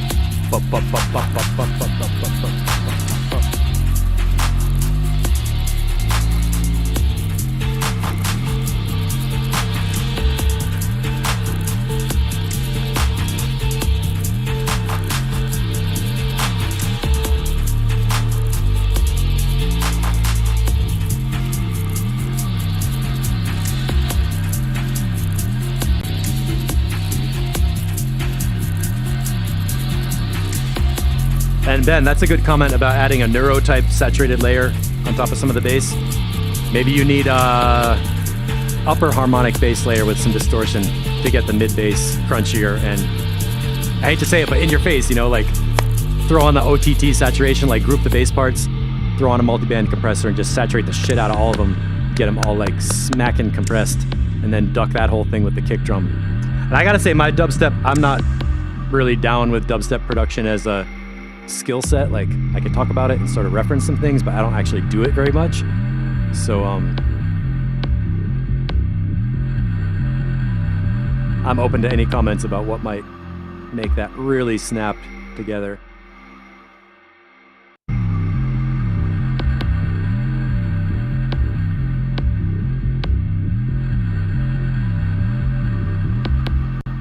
What's really working is that I can feel the fast rhythm of the bass notes, which is the important part. And my favorite part here is the way this vocal rides up. Vocal sounds great, nice and loud. And that sitar.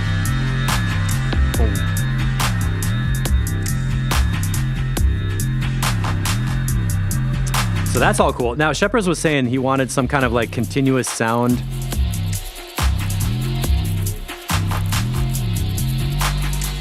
An element which is active the entire track. There is space in the upper mid melody area. But again, the original, you know, if you know the original and you listen to the whole ambient, deep original, then this version kind of makes sense that it's got that same kind of like slowness melodically or something.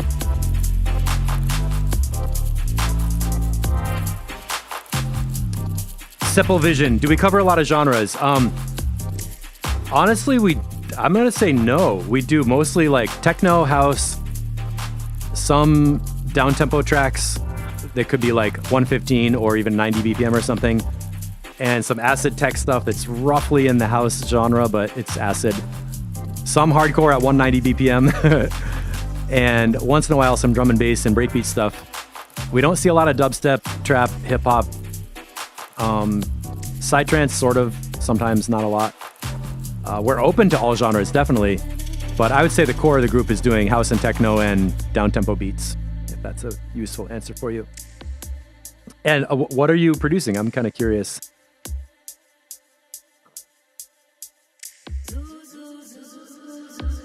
And ambient, I guess, right? Ambient Frenchcore, yeah.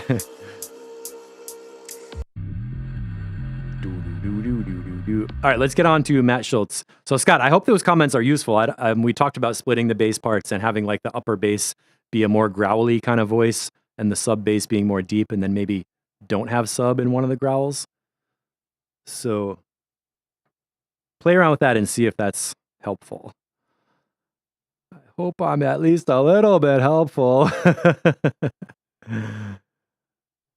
Matt, good comment. Most electronic styles, I mean, what I would describe what I do is teach Ableton production for bass music. Like anybody making electronic music is going to be doing bass, and we can pretty much work with any kind of sounds and bass mixes. What we don't do are like jazz instrumentation with vocals and microphone recordings of a acoustic trio, and we don't do rock music. We do hear some remixes of rock tracks, but we're not doing like the Pro Tools session of the LA studio band making a rock record. Like that's not what we're doing. We're basically making electronic music, and almost all of it is designed to be part of a mix set, which is important because for track structure, the intro, the body, the peak, the build up, the drop, and the outro, and the mix out, that's a format that any mix set is going to be using.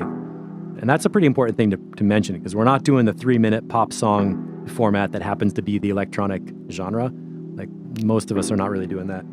So generally we're around 5-minute, 6-minute tracks and dropping some bass and then keeping it interesting. That's what we're all doing. And sometimes I even shut up. Sorry, Matt.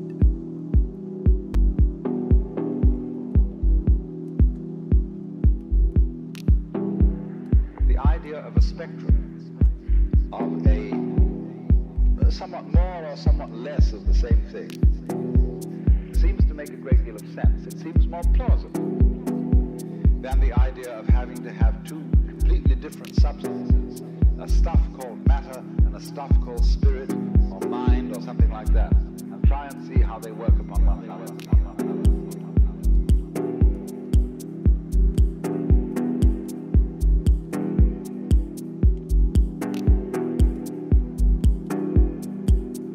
The vocal distortion sounded really good. That little click at 157, I think could be louder.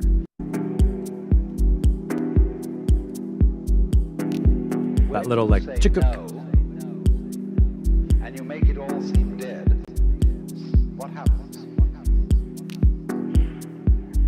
You experience a very extreme form of differentiation between yourself on the one hand and everything that you experience on the other.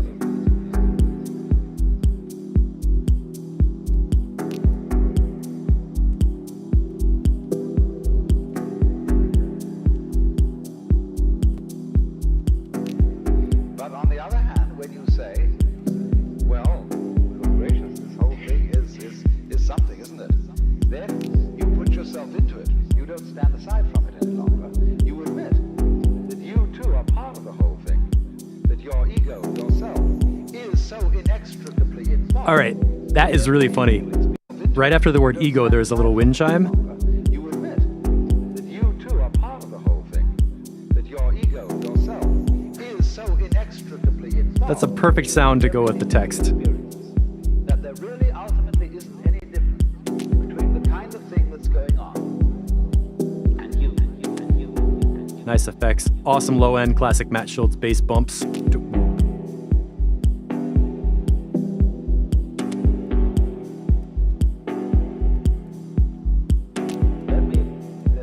Then you see, you've got the total system. You're one with it, you're not standing aside. Yeah, get Matt on nomadism. I support that.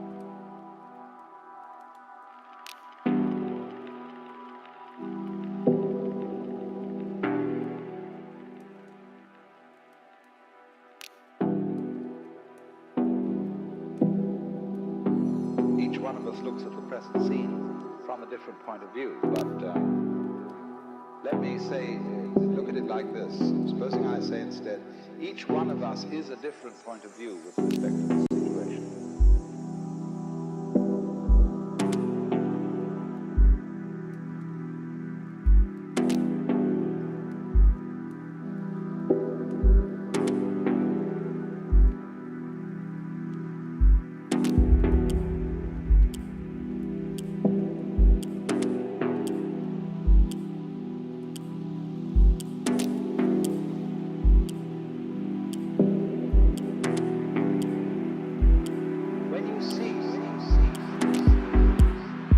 Really nice build up. Slowly opening a filter. The physical world That was great. and consciousness are inseparable. It isn't that the physical world is reflected in a mirror, but that it and consciousness are all one. But that consciousness seems to be something that is different from the world and looks at it.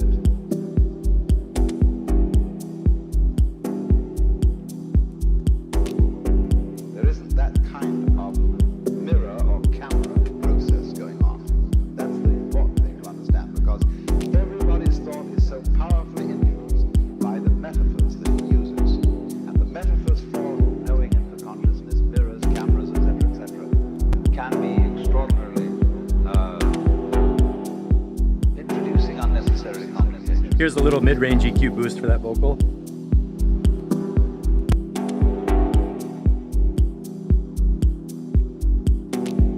Somewhere probably around 1,000 hertz. Let me just go back to, I'll wait till the vocal comes in again. What you are aware of in terms of external sensory experiences, in terms of so-called internal feelings, internal thoughts, that is what you are. Yeah, a little mid-range EQ boost helps with the chord attack and the vocal.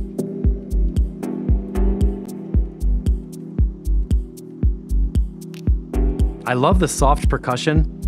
It's busy, but it's like subtle, you know? Perfect for the style of the track. And of course, Matt Schultz on the smoked out burnt chords, master. So this track also has that really simple feel of like, you hear all the sounds, they're all like That is what you are. sharing space, taking turns.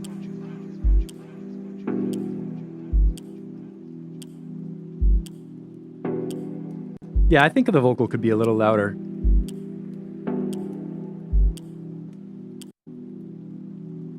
Process going on. That's the important. And on this ride cymbal, Seems to be I think we talked about this before in a different track. I feel like it would be good with twice as often in a stereo spread.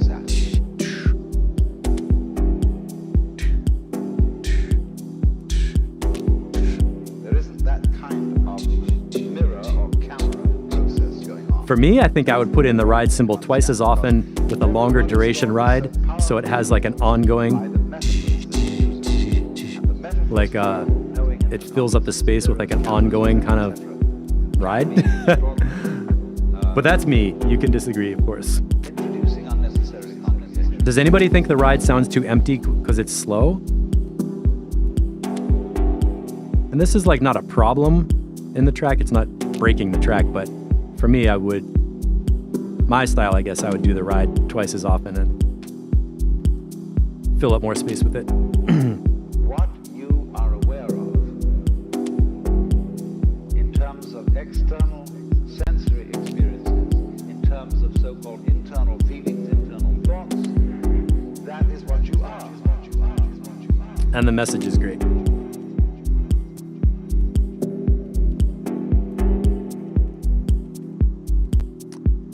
All right, So we are arriving at the end of track feedback for today. Everybody, you're doing an awesome job with your updates and comments for each other. An answer. Okay, Matt, tried that, did not work with the vibe. So I accept that totally. The percussion is really nice. Scott, yeah, percussion works for me. Okay. Shepherd's ride is okay. Give it space to sit. All right, so you guys don't want the faster ride. And like I said, that's one of my production habits that I would do kind of like by automatically without asking the question, can I do something different with the ride? So I'm learning new stuff too. I want to point out patreon.com/mixtexture is where you can sign up to become part of the track feedback crew, $25 a month to get into the live streams, which are twice a week. And pretty much as often as you update your tracks, we will review them. And, I'm not going to do like 5 tracks from the same person in one episode because it takes a long time. But we are definitely happy to see people updating and getting their music done. And we have some space for some new people. If we get so many new people signing up that I have to add a 3rd live stream per week, I could consider that and maybe do them 1 hour at a time instead of these 90-minute or 2-hour ones. Anyway, we'll figure out how that works. Just wanted to point out Patreon Mixtexture is where we're at. And for the online courses, you can find those at courses.mixtexture.com, where you can get into EQing, mixing, song structure, mix techniques. There's free presets on there. And some of these courses have some really interesting hands-on lessons where I build a project inside Live where the tutorial is in the program. And you press play, you hear audio instructions, you see automation showing you what to do, and then you grab the controls and learn by doing it inside Live, which is the fun way, because instead of watching YouTube and getting hit by ads and distraction, you can actually download the Live pack, open it up, do the whole tutorial inside Ableton, and actually make some music. So session lessons that are what these are called. Session lessons make you make music, which is why they're fun for me to build and fun for you to do. And this month we're focusing on how to EQ your tracks in our Ableton Production Techniques series, which are Tuesdays and Thursdays. So tomorrow at noon, we're going to keep going with how to EQ your tracks. And this course is on special right now. Normally it's $99, which is absolutely worth it for what you learn. But you can get it for a bunch less by typing in EQ 2022. Drop the price down to only $49. You get online documents that you can go through with real audio engineering explanation of frequency range, EQs we use, human hearing, where to cut and boost, and why, so you understand how to hear your music and make the right decisions in there, as well as a pack of presets that you can play with to start EQing each sound, and some video tutorials that show you how to dial in your sounds to make your mixes sound big, wide, crisp, and deep, the way we like them. Let's hear a little bit more of this. So, Shepherd says your tracks are always so chill. Matt, yeah, a little more on the vocal in the middle of the mid-range. And I agree, I think it's going to be done. And I would love to see you have some tracks come out on Nomadism. That would be super cool.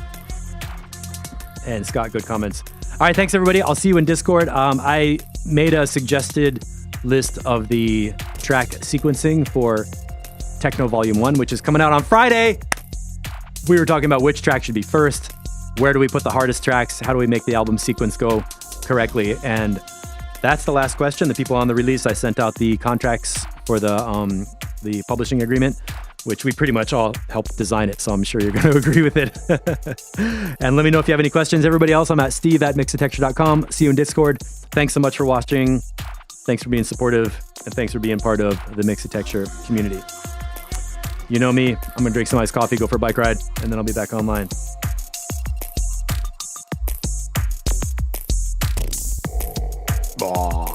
I'm psyched to work on this track. All right, guys, catch you later.